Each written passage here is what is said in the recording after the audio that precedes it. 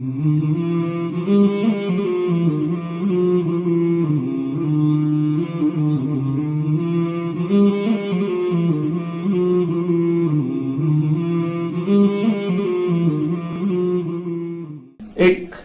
नौजवान शख्स था, उसकी उम्र 16 साल थी।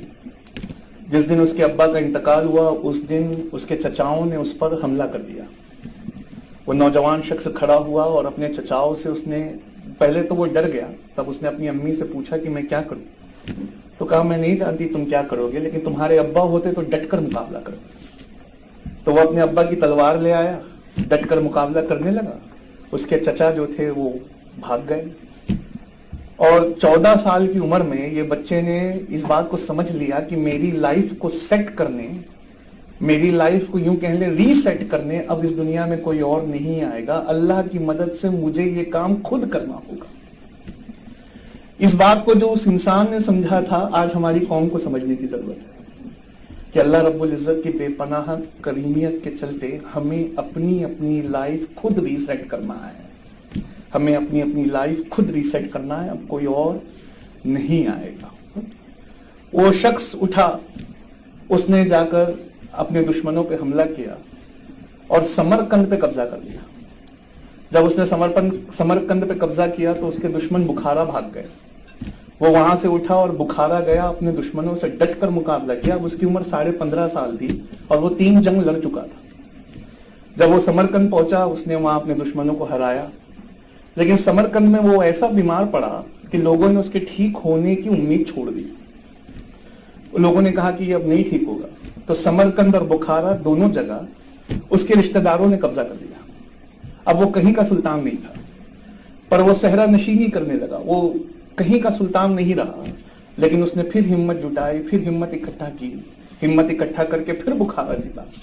जैसे ही बुखारा जीता फिर समरकंद की तरफ बढ़ा। जब वो समरकंद पहुंचा तो फिर हार गया। जैसे ही हार गया बुखारा भी हाथ से चला गया। इस तरह वो समरकंद और बुखारा जीतने की बेजोड़ कोशिश लगभग उसने 11 बार की। जब वो कामयाब ना हो सका तो काबुल आ गया और काबुल में उसने एक छोटा सा राज कायम किया। जब उसने छोटा सा राज कायम किया तो बहुत सारे लोगों ने यहाँ से लेटर लिखा कि तुम्हें हिंदुस्तान आना चाहिए और हिंदुस्तान पे कब्जा करना चाहिए और हिंदुस्तान पे एक बेहतरीन हुकूमत को स्टेब्लिश करना चाहिए। जब वो इंडिया पहुंचा तो उस वक्त जिस लोगों ने उन्हें बुलाया था उसमें से एक ने ही उस पर हमला कर दिया। जब वो हमले का जवाब देने वहां पहुंचा तो देखता है कि 1,20,000 की फौज वो लेकर आया है और सामने जो उसका दुश्मन था उसके पास 3,60,000 की फौज थी। वो घबरा गया। जब घबरा गया तो उसके लोग उसको छोड़कर जाने लगे। जब छोड़कर जाने लगे तो वो खड़ा हुआ और खड़े होकर उसने दुनिया का सबसे छोटा खुतबा दिया। जब मैं ये खुतबा अपने बच्चों को ट्रांसलेट करके दिल्ली में सुनाता हूं तो अक्सर मैं वो लिख कर उसे अपनी पढ़ने वाली टेबल की दीवार के सामने चिपका देते हैं। मैं उनसे पूछता हूं कि ऐसा वो क्यों करते हैं, खासकर मेरे ब्राह्मण स्टूडेंट, वो उसको चिपका देते हैं।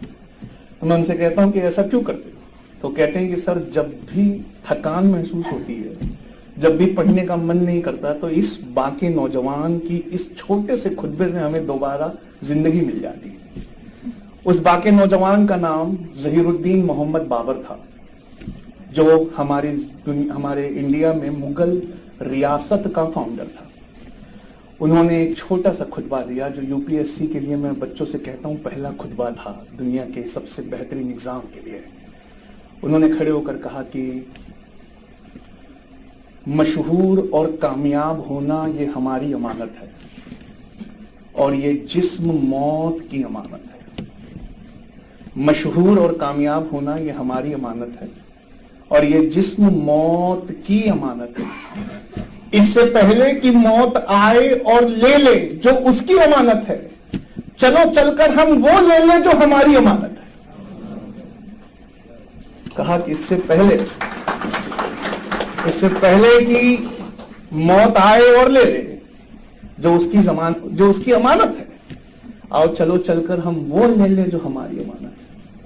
उसके लोगों ने जब ये खुतबा सुना तो उनमें एक जोश का बलबला उठा और उन्होंने डट कर मुकाबला किया, और डट कर मुकाबला करने के बाद अल्लाह ने इस बार ऐसी कामयाबी दी कि इंडिया में मुगलिया सल्तनत, वो सल्तनत जिसके मुकाबले दुनिया में फिर कोई सल्तनत नहीं हुई, वो कायम हुई। वो मुगलिया सल्तनत जिसके आज भी जीते जागते नमूने देखने दुनिया से लोग करोड़ों डॉलर खर्चा करके आते हैं, जिसके ताजमहल का आज भी कोई जवाब नहीं है, वो कायम हुई। बाबर ने अपनी किताब में लिखा, यूपीएससी का दूसरा नियम, कैसे इस एग्जाम को निकाला जाए, उसने लिखा कि अगर हमें इस जंग में फतह नहीं मिली तो कोई बात नहीं, अगली जंग में मिलेगी। अगर उस जंग में फतह नहीं मिली तो कोई बात नहीं, उसकी अगली जंग में मिलेगी। और अगर उसमें भी नहीं मिली तो मुझे गम नहीं कि मेरा रब सिर्फ इस बात से राजी है कि हर बार शिकस्त खाने के बाद मैं दोबारा अपने पैरों पे खड़ा हो जाता हूं। यह एटीट्यूड हमारी कौम से लगभग चला गया है। हम शिकस्त खाने से पहले लगभग शिकस्त खाए हुए महसूस करते हैं। जितनी बार हमें उखाड़ा जाए उतनी बार हमें दोबारा अपने पैरों पे खड़े होना है। इसी ही एग्जाम को यूपीएससी का सिविल सर्विस एग्जाम कहते हैं।